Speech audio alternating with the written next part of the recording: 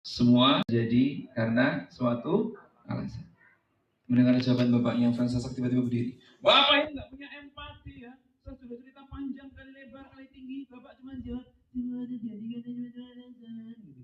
Oleh pena pak, nggak punya empati dengan apa yang saya rasakan. Kemudian dia mau keluar dari ruangan ayahnya, ditahan. Maaf Wina, kalau bapak belum bisa merespon sebagaimana yang kamu harapkan.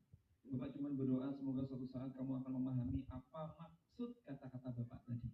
Apa yang dibilang bapaknya tadi Bapak Ibu? Semua terjadi karena suatu penduduk limo. Semua terjadi karena suatu. Singkat cerita 28 Januari 1986 menjelang challenge itu diluncurkan, dia hadir di situ. Kemudian dia masih bilang, kalau aku, Tuhan aku mau melakukan apapun deh, asalkan aku bisa berada dalam pesawat itu untuk menjadi guru yang pertama kali terbang luar angkasa. Akhirnya diluncur kelas Challenger, dan detik ke-78 Challenger itu meledak, hancur berkeping-keping. Tidak ada satupun penumpang yang selamat di situ. Di tanggal itu baru dia ngeh dengan apa yang disampaikan bapaknya tadi. Apa tadi Bapak Ibu? Semua terjadi karena suatu ganjil itu, semua terjadi karena suatu. Ada sebuah alasan kenapa Bapak Ibu lahir di dunia ini.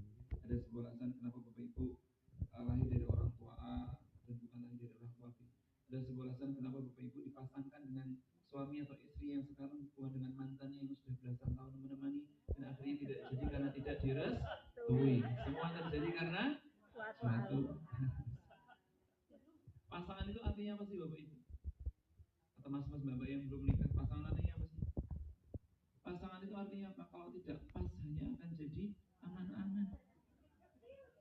Jadi kalau sudah dipasangkan, maka insya Allah itu karakter berbeda, latar belakang berbeda dipasangkan. Artinya apa? Kok bisa pas? Bahkan bisa jadi pasangan karena mereka punya angan yang sama, punya tujuan yang sama. Jadi kalau saya sering mengibaratkan pasangan itu kayak segitiga. Semakin jauh dari tujuan yang utama, dari Tuhannya, potensi konfliknya akan semakin besar. Semakin mendekat ke tujuan, potensi konfliknya akan semakin minimal. Semua terjadi karena suatu. Ada sebuah alasan kenapa jenengan akhirnya sekolah A bukan sekolah B. Kenapa kemudian akhirnya memilih mengambil profesi sebagai seorang entrepreneur, pengusaha, ya, bukan profesi yang lain. Kok yang dipilih itu bukan yang lainnya? Semua terjadi karena suatu alasan. Maka ada sebuah alasan pula kenapa kok panjenengan yang dipilih sebagai peserta pelatihan ini.